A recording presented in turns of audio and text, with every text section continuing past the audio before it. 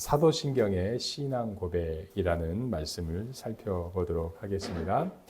어느 조직이나 어느 모임이든지 설립 취지문이 있습니다. 우리 모임은 이런 방향, 또 우리 조직은 이러한 바에 의해 설립되고 이러한 방향으로 이러한 목표를 지향하는 것이 우리 모임이요, 우리의 조직입니다. 어떤 기업의 목적은 생산성을 높여서 효율성을 높여서 좋은 제품을 만들어서 소비자에게 양질의 좋은 제품을 제공하고 또 좋은 이득을 얻어서 이익을 얻어서 또 직원들에게 복지 향상을 하는 것이 기업의 목표라고 할 수 있겠습니다. 만약에 좋은 기업가라면 자신들의 설립 취지문에 따라서 어떤 생산성을 높이고 효율성을 높여서 좋은 제품을 만들어내겠지만 악덕 기업주라면 어떤 생산 단가를 낮추기 위해서 저질의 재료를 써서 질이 안 좋은 불량품을 만들어낼 뿐 아니라 직원들에게 복리는 고사하고 갑질을 하여서 노동자들의 착취하여서 어떤 사회 지탄을 받게 될 것입니다. 교회 또한 마찬가지입니다. 교회 또한 이러한 이 모임과 사회의 기업처럼 어떤 취지문처럼 교회 또한 교회의 어떤 존재 목적을 교회의 이런 중요한 내용을 담고 있는 내용문이 있습니다. 이것을 우리는 사도신경이라고 이야기합니다. 사도신경은 교회의 존재 목적, 교회가 어떻게 나아가야 되는지를 알려주고 또 교회의 주인이신 그 하나님이 도대체 어떤 분인지를 알려주는 것이 바로 이 사도신경이다.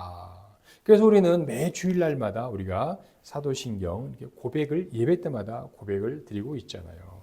우리가 드리고 있는 이 사도신경이 도대체 어떤 의미가 담겨 있는지 우리가 제대로 배우고 알고 고백을 할 때에 이 하나님이 세우신 주님의 몸된 이 교회는 올바른 방향으로 성경적 교회로 세워져 나갈 것이다 라는 것을 알 수 있습니다.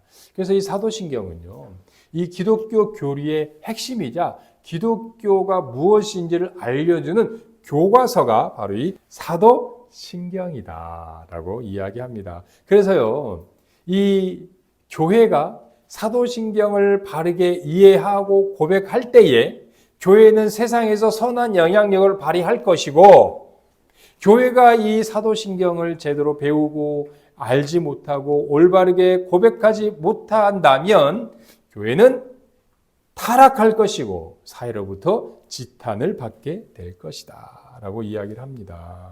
지금 한국의 많은 교회들이, 일부 교회들이 이렇게 지탄의 대상이 되는 이유는 무엇이냐면 바로 이 교회가 가르쳐야 되고 교회가 지켜야 할 이 핵심 교리인 죄와 심판과 성화와 거룩과 또 주님의 재림, 이러한 것들을 중요하게 여기지 않을 뿐더러 이런 것을 가르치지 않는다는 거예요.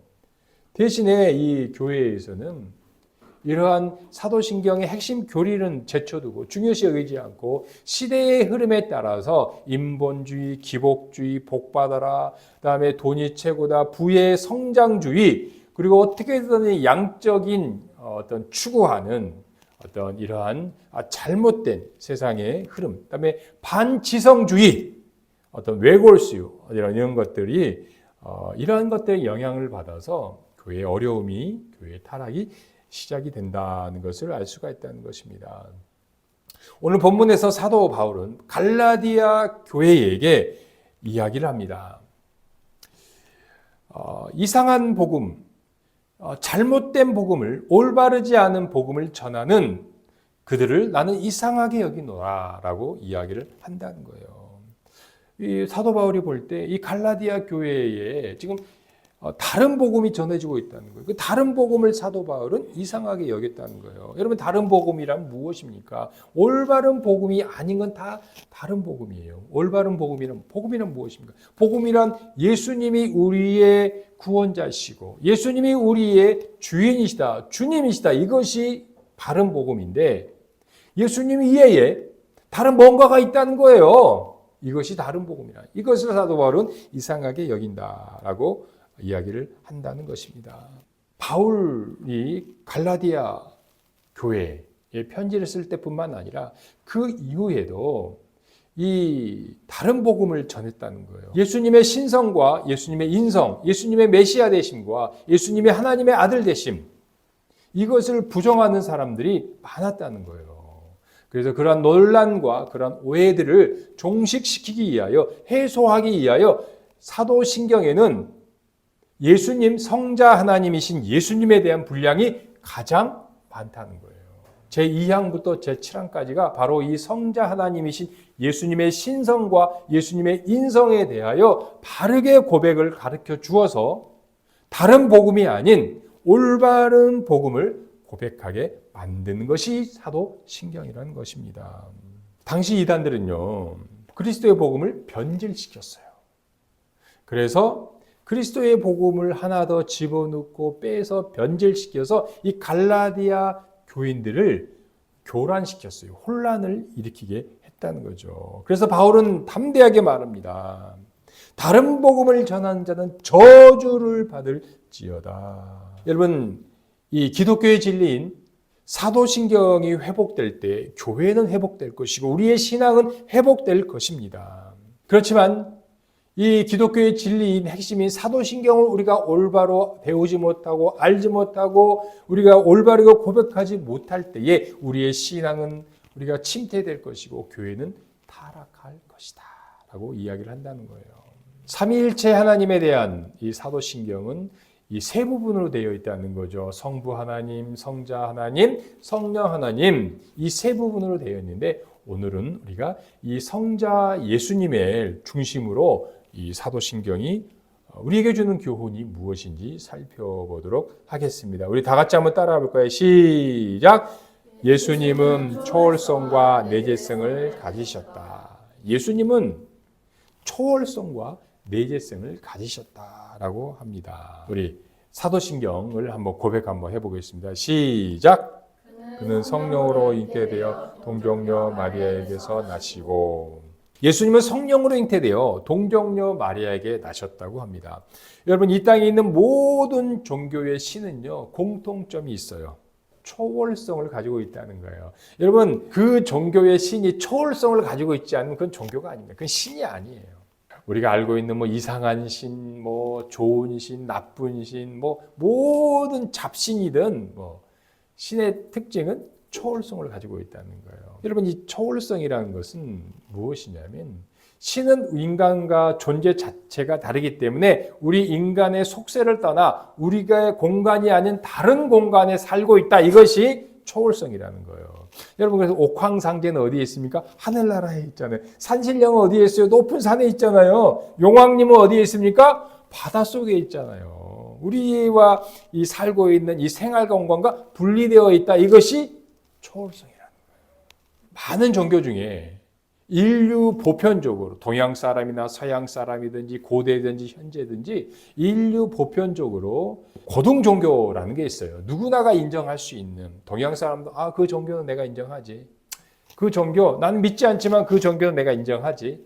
이러한 인류 보편적인 종교를 고등 종교라고 하는데요. 이 고등 종교의 특징은 뭐냐면 하나의 속성이 더 있다는 거예요. 초월성 말고 하나의 속성이 더 있는데 이것을 내재성이다라고 부릅니다. 이 내재성이란 무엇이냐면 인간들의 속세를 떠나 있지만 그들은 여전히 인간과 함께 한다는 것, 인간 세상과 함께 더불어 살아가는 것, 이것이 내재성이라는 거예요.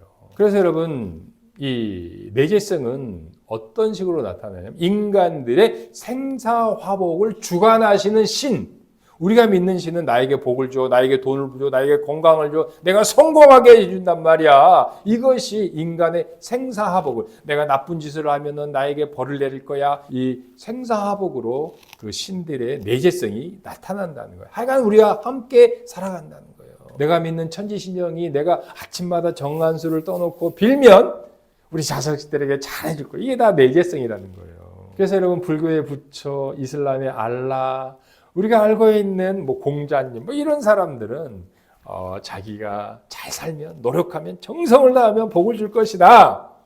권선징악 이런 것들이 다 내재성이다라는 거죠. 기독교의 하나님, 우리가 믿는 여호와 하나님도요. 또한 내재성이 풍부하시다는 거예요. 왜요? 하나님은 하늘에 계시잖아요. 하늘에 계신 그 하나님께서 우리와 함께 하시기 위하여 인간의 몸을 입고 이 땅에 내려오셨어요. 이것이 우리 기독교의 내재성이라는 거죠. 아주 독특한 방법입니다. 다른 종교에서는 찾아볼 수 없는 아주 독특한 방법이 이 성육신 사건이라는 거예요. 이것을 우리는 동정녀 탄생이라고 합니다. 우리가 고백했잖아요. 그는 동정녀 마리아에게서 태어나시고, 이 동정녀 탄생은요, 하나님의 초월성과 하나님의 내재성이 함께 결합이 되어 있다는 거죠. 하나님의 초월성은요, 성령으로 잉태하셨어요. 남자의 씨가 아니라 성령 하나님께서 성령으로 잉태하사, 이것은 초월성이죠. 반면에 내재성은 무엇입니까? 인간의 몸인 마리아의 몸에서 태어나셨다. 그래서 예수님의 이 탄생은 하나님의 초월성과 내재성을 갖추었는데, 이거는 모든 세상의 종교에서는 찾아볼 수 없는 기독교만의 아주 독특한 방법이 바로 이 동정녀 탄생이다라는 것입니다. 예수님이 하나님이세요. 우리가 그것은 알죠. 그럼 예수님이 왜 굳이 인간이셔야 했을까? 예수님이 왜 인간이셔야 했을까? 그것은 예수님께서 속죄 제물이 되셔야 하셨기 때문이라는 거죠. 여러분, 기독교는요, 죄 문제를 해결해 주는 종교입니다. 여러분, 기독교 하면은요, 기독교는 무엇인가? 인간의 죄를 해결해 주는 종교가 기독교라는 거예요. 여러분, 이 세상의 모든 종교는요, 우리 기독교의 차이점은 딱 한 가지입니다. 죄 문제를 해결해 주는 것은 기독교밖에 없어요. 여러분, 죄 문제를 해결해 주는 종교가 기독교 말고 다른 종교 있으면 저한테 빨리 연락 주세요. 빨리 연락 주세요. 빨리 연락 주세요. 없어요. 우리 기독교를 믿으며 돈 많이 벌고 건강하고 잘 되고, 그거는 제가 뭐 말을 못 하겠습니다. 그럴 수도 있고 안 그럴 수도 있는데, 근데 확실한 거는요, 제가 이 목사로서 여러분에게 확실한 것은, 여러분, 이 기독교는 여러분의 죄 문제를 확실하게, 완전하게 해결해 준다는 거예요. 누가요? 우리의 구주이신, 우리의 복음이신 예수 그리스도가 여러분의 죄 문제만큼은 확실하게 해결해 주신다는 거예요. 여러분, 첫사람 아담이 지은 그 죄를 둘째 아담으로 오신 예수 그리스도께서 해결해 주시기 위하여 인간으로 오셔야 했다는 거예요. 여러분, 구약에는요, 하나님께서 이 죄 문제를 해결하는 방법으로 속죄 제사를 주셨어요. 그런데요, 이 속죄 제사는 영원하지 않고 앞으로 그 완전한 그 속죄 제사의 모형을 그냥 구약 시대의 사람들에게 그냥 알려주신 것이에요. 구약의 속죄 제사를 드리면서 앞으로 완전한 속죄 제사가 드려질 것이기야. 그것이 바로 예수 그리스도의 십자가에서 일어났다는 거예요. 구약의 속죄 제사를 드리면서 예수 그리스도의 그 십자가 완전한 속죄 제사를 바라보게 만들었다는 것입니다.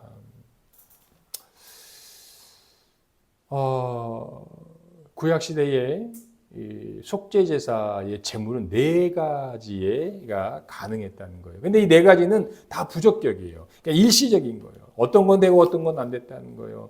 첫째가 짐승이라는 거예요. 소와 양과 염소. 속죄 제사로 드려졌는데 제한적이라는 거예요. 단회적이라는 거예요. 일시적이라는 거예요. 또 사탄, 마귀는 안 돼요. 왜요? 우리 인간보다 죄를 더 많이 지었기 때문에, 죄가 더 많기 때문에 해결이 안 돼요. 천사도 가능성이 있습니다. 천사도 속죄 제물이 될 수 있어요. 그런데 이거는 이 가치가 맞지 않다는 거예요. 불공평하다는 거예요. 아무 죄가 없는 천사가 억울하게, 하나님 왜 제가 인간을 위해서 죽어야 됩니까? 천사가 그럴 거예요. 그리고 여러분, 천사는 영적인 존재지만 육체가 없다는 거예요. 인간이 아니라는 거예요.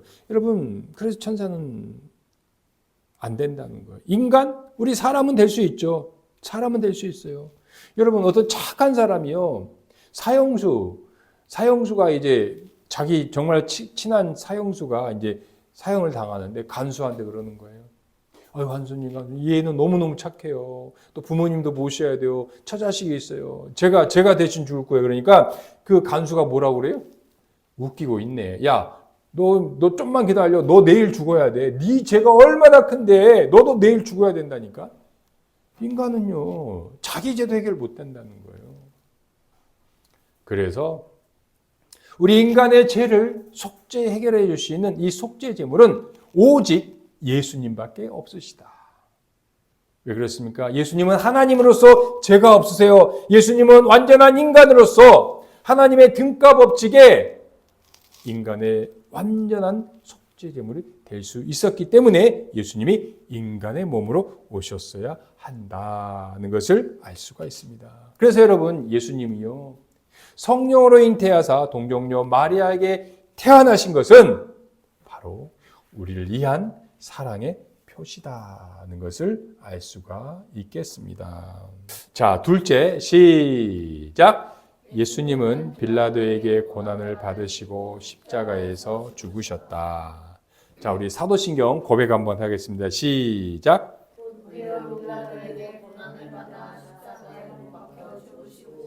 우리가 사도신경을 외울 때마다요, 가장 억울한 사람이 있다면 본디오 빌라도예요. 여러분, 곰곰이 생각해 보세요. 예수님이 빌라도에게 어떤 고난을 받았나요? 별로 없어요. 진짜 예수님이 고난받은 사람은요, 정말 여기에다가 이름을 써야 될 사람들이 많아요. 누굽니까? 가룟 유다. 예수님을 30명에 팔아먹은 더 나쁜 놈, 더 나쁜 사람이에요. 그리고 예수님의 침뱉고 예수님을 때린 로마 병정들, 얼마나 나쁜 사람들입니까? 거기에 비하면 본디오 빌라도는요, 예수님의 고난을 준 거는 약소할 정도라는 거죠. 그럼에도 불구하고 빌라도의 이름이 지금까지 저주의 대상으로 아예 사도신경에 딱 박제되어 있는 이유가 무엇일까요? 그리고 예수님이 왜 빌라도에게 재판을 받으셔야 했을까요? 여러분, 엄밀한 의미에서요, 예수님이 살고 계시던 그 갈릴리 땅은 헤롯 안디바가 분봉왕이기 때문에 헤롯 안디바에게 재판을 받아야 돼요. 그리고 예수님의 신성, 그 종교적인 문제는 당시에 그 해의 대제사장이었던 가야바가 산헤드린 공회원의 의장으로서 가야바가 예수님을 재판해야 됐다는 거죠. 그럼에도 불구하고 예수님은 빌라도에게 재판을 받았다는 거죠. 왜 예수님은 빌라도에게 고난을 받고 빌라도에게 재판을 받았다고 사도신경에는 나와 있을까요? 그 이유는요, 여러분, 그 이유는 한 가지입니다. 그것은요, 역사적인 사실을 객관적인 증거 때문이라는 거죠. 여러분, 지금도 많은 사람들은 예수님을 역사적인 인물로 보지 않고요, 신화 속의 전설 속의 사람으로 믿고 있어요. 예수님? 내 그 사람은 아는데, 뭐 진짜야, 진짜 아니고 그냥 신화 속에 그 제우스의 그 많은 신처럼 하나의 신일 뿐 아니라 신화 속에 역사적인 인물 아니야. 다 꾸며낸 거야. 이런 사람들이 많다는 거예요, 지금도. 그 사람들에게 예수님이 역사적인 인물이었다는 것을 분명하게 증거하고 알려주기 위하여 로마의 제2대 황제 티베리우스 황제가 임명한 로마의 총독 폰티우스 필라투스, 본디오 빌라도에게 고난을 받고 재판을 받았다고 사도신경에는 분명하게 이야기를 한다는 것입니다. 여러분, 예수님께서 받은 고난은 어떤 고난이었을까요? 신이 무능도원과 같은 그냥 그런 좋은 곳에 사시다가 냄새나고 덥고 모기가 막 물어뜯고 이런 인간의 속세에 살아야 된다는 그런 그 고난이 아니었을까라는 생각이 듭니다. 온 우주 만물을 자유롭게 초월하시는 그 통치하신 그 하나님이신 예수님께서 그 초월성을 인간의 이 몸에 구속되고 제한되어서 살아가야 된다는 그 자체가 예수님에게는 고난이셨다는 거죠. 여러분, 그 하나님께서 극빈층 가정에서 태어나시고 극빈층 가정에서 자라나야 했다는 거, 여러분 이거 어떻게 생각하세요?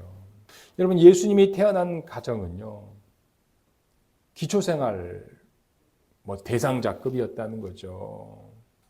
마리아가 출산을 하였어요. 정결례를 나갔어요. 여러분, 둘째, 셋째라면 이해를 해요. 첫 아들 장남인데, 여러분 그렇잖아요. 지금도 가난한 사람 아무래도 첫 아이라면 돌반지 100일 사진을 찍어주잖아요. 근데 첫 아들 장남을 출산했는데 마리아는 양과 염소가 아니라 비둘기 2마리를 가지고 성전에 가서 정결례를 드렸다는 것은 극빈층 가정이었다. 그리고 예수님의 육신의 아버지였던 요셉이 일찍 죽어서 예수님은 어린 나이에 목수일을 하면서 일을 하면서 육체노동을 하면서 어머니 마리아와 어린 동생들을 양육해야 됐다는 거죠. 그때 당시에는 로마의 식민지였기 때문에 여러분 최저임금을 받고 일을 하는 그러한 고단한 삶을 사셨다는 거예요. 이사야서 53장에 보니까 예수님에 대한 외모에 대한 그 표현이 나오는데 체력도요, 여러분 그렇게 좋은 체질이 아니에요. 우리가 흔히 말하는 그 저질 체력을 가지셨던 것 같아요. 그럼에도 불구하고 가족들을 부양해야 되기 때문에 어린 동생들을 먹여 살려야 하기 때문에 그 힘든 일을 하셔서 예수님의 인생 자체가 하루하루의 삶이 고난의 연속이었다는 거죠. 예수님이 그러한 가운데에서도 동생들을 먹이고 동생들을 용돈을 주고 부양을 했는데 그 형제 친척들은 예수님께 뭐라고 그랬습니까, 여러분? 미쳤다고 그랬어요. 우리 형, 우리 오빠 미쳤다고 그랬다니까요, 예수님을. 친척들한테 배척을 당했어요. 예수님이 안식일마다 가버나움 해당에 가서 말씀을 전했다는 거죠. 그랬더니만 동네 사람들이 뭐라고 그랬어요? 예수님을 랍비로 인정하지 않고 야, 저 요셉의 아들, 저 목수의 아들 아니냐 비아냥거렸다는 거예요.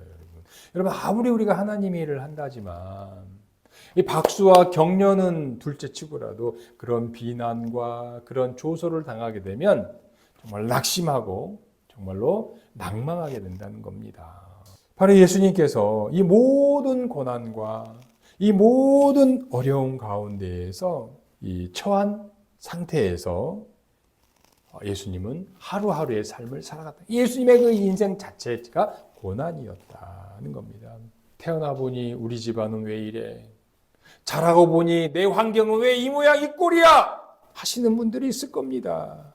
여러분의 삶 자체가 고난일 수 있어요. 여러분 예수님을 바라보시기를 바라겠습니다. 예수님은 그런 고난 가운데에 하루하루 살아가신 분이십니다. 그 예수님께서 그 모든 고난 가운데에 살아가신 그 예수님, 그분을 바라보면서 여러분의 삶을 살아가시기를 바라겠습니다. 예수님의 그 고난을요, 우리를 사랑하시기 때문에 묵묵하게 그 고난을 즐거움으로 살아가신 분이십니다.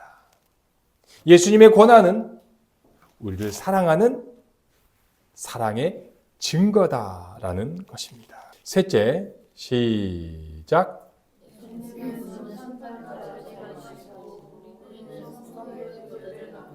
예수님은 심판자로 재림하시고 우리는 성도의 교제를 나눈다고 합니다. 자, 우리 또 사도신경을 고백 한번 해보겠습니다. 시작. 거기로부터 살아있는 자와 죽은 자를 심판하러 오십니다. 네. 예수님께서는 살아있는 자와 죽은 자를 심판하러 오신다. 예수님은 다시 오신다고 약속하셨어요. 여러분, 예수님은요, 성경에 약속하신 바를 다 이루어 주셨어요. 약속해놓고 안 이루어진 거 없어요. 그렇기 때문에 예수님이 다시 오신다고 하셨으면 예수님은 반드시 다시 오신다는 거예요. 예수님은 처음 오실 때, 초림하실 때에는 연약한 아기 예수님으로 아기의 몸으로 오셔서 우리의 구원자가 되어주셨어요. 그렇지만 예수님은 다시 오시는 재림의 때에는 부활체로서 준엄한 심판주로 오신다는 것입니다. 여러분, 심판자이신 예수님의 그 심판대 앞에는 모든 사람들이 한 명의 예외 없이 다 서게 돼야 돼요. 예수님을 믿는 신자나 난 예수님을 몰라요 불신자나 그 심판자이신 예수님의 심판대 앞에 다 서야 된다는 거예요. 불신자는 영원 형벌에 떨어지는 죄의 심판을 받게 될 것입니다. 내가 얼마나 착하게 살았는데요. 기부도 하고 착한 일도 하고. 그건 예수님의 주되심을 거부하고 예수님의 왕되심을 통치를 거부한 그 죄 때문에 그들은 죄악의 심판을 받게 된다는 거죠. 그러나 여러분, 우리 신자는요, 의의 심판을 받게 된다는 거예요. 우리는 예수 그리스도의 그 의의 심판을 받게 되어서 우리에게 영생의 복을 받게 된다는 거예요. 요한계시록 20장 12절에 보니까 이 심판의 기준이 뭐냐? 한번 따라해 보세요. 행위대로 심판을 받는데요. 여러분, 행위대로라고 하면은요, 이 앞에, 그 기준 앞에 떳떳한 사람이 아무도 없어요. 저도 마찬가지예요. 그렇지만 여러분, 신자라면 걱정할 필요가 없습니다. 우리의 행위가 아니라 예수 그리스도, 우리와 연합하신 예수 그리스도의 그 행위를 보고 심판해 주신다는 거예요. 여러분, 우리의 착한 행실이 아니라 예수 그리스도의 공로로 우리를 의롭다 여겨주신다는 것입니다. 우리 안에 계신 성령님, 나는 성령을 믿사오니, 우리가 믿는 그 성령님께서 우리를 예수 그리스도와 연합하게 해주셔서 예수님이 입고 있는 예수 그리스도의 그 의의 옷을 우리에게 입혀주셨다는 거예요. 그래서 하나님이 보시기에, 하나님이 이황수 여러분을 보시는 것이 아니라 여러분을 의의 옷을 입고 있는 예수 그리스도의 의를 보시고 하나님이 여러분을 의롭다고 하나님의 자녀라고 간주해 주고 계시다는 거예요. 그 행위를 보시고 우리를 의의 심판대로 우리를 영원 형벌이 아닌 영생의 복을 내려 주신다는 거예요. 여러분, 예수님은요, 우리의 더럽고 찌들고 냄새나는 이 옷을 벗겨주시고 예수 그리스도의 깨끗하고 의로운 옷을 입혀주셨음을 믿으시기를 바라겠습니다. 그래서 여러분, 우리에게 예수님이 하나님 나라의 영생의 복을 누리게 해주셨다는 거예요. 그래서 여러분, 예수님이 다시 오심은, 예수님의 재림은 불신자에게 공포요, 두려움이요, 재앙이겠지만 믿는 우리 신자에게는 예수님의 다시 오심이 설레임이요, 소망이요, 기쁨이라는 것입니다. 우리가 지금 살고 있는 지금의 우리 현실은요, 부조리 할 때가 너무나 많아요. 나쁜 사람, 악인들이 불법을 저지르고도 당당하고 떳떳하고 오히려 그들이 잘 되는 모습을 보면서, 잘 먹고 잘 사는 모습을 보면서 분통이 터지고 억울하단 말이에요. 절망하지 마시기 바라겠습니다. 심판주로 오신 예수님께서 그들의 죄를 낱낱이 밝혀주시고 그들의 불법을 드러내주시고 그들을 영원 형벌에 처해 주실 것입니다. 예수님의 의는요, 예수님의 선은 비록 더딜지라도 천천히 일지언정 예수님의 선은, 예수님의 의는, 예수님의 심판은 진행되고 있다는 것입니다. 악인들이 아무리 발버둥 쳐도, 악인들이 아무리 감추려고 해도 선하신 그 주님 앞에 주님의 그 선은, 하나님 나라는 온전히 이루어 가고 계시다는 것입니다. 신자에게 주신 상급이 있습니다. 믿는 우리에게 예수님이 주신 상급이 있습니다. 영생 복락이라는 거예요. 미래에 약속되었을 뿐만 아니라 지금 이 땅을 살아가고 있는 우리에게도 이것을 누릴 수 있는 은혜를 주셨다는 것입니다. 자, 사도신경 또 한번 고백 한번 하겠습니다. 시작. 나는 거룩과 보교회와 성도의 구제와 전쟁을 믿습니다. 예수님께서 의의 심판인 상급으로 주시는 이 영생 복락, 이 영생이 미래에 주어질 뿐만 아니라 지금 현재 이 땅에서도 지금 우리가 누릴 수 있는 것입니다. 어디 있습니까, 여러분? 바로 우리를 하나님 나라의 현시인 교회로 불러주시고 우리를 교회적 존재로 살아가게 하셔서 지금 이 교회 안에서 하나님 나라의 그 상급 천국의 삶을 누리게 해주고 있다는 것입니다. 이것이 바로 성도의 교제라는 거예요. 여러분, 이 성도의 교제는 주님께서 우리에게 각자에게 주신 그 은사를 가지고 서로 섬겨주는 거예요. 내가 가지고 있는 은사를 가지고 상대방의 부족함을 채워주고 우리 모두가 부족함이 없는 하나님 나라의 그 풍성함을 누리게 해주고 있다는 것입니다. 그래서 여러분, 우리 각자에게 주님이 주신 그 섬김을 통하여서 우리 주말씀 교회가 하나님 나라의 현시인 천국의 삶을 매주마다 날마다 누려가야 하겠습니다. 사랑하는 교우 여러분, 주님께서 세우신 이 교회를 통해서 주님이 주신 그 은사를 가지고 성도의 교제를 나눔으로써 주님이 주신 우리의 상급 영생을 날마다 누리시기를 바라겠습니다. 기도드리겠습니다.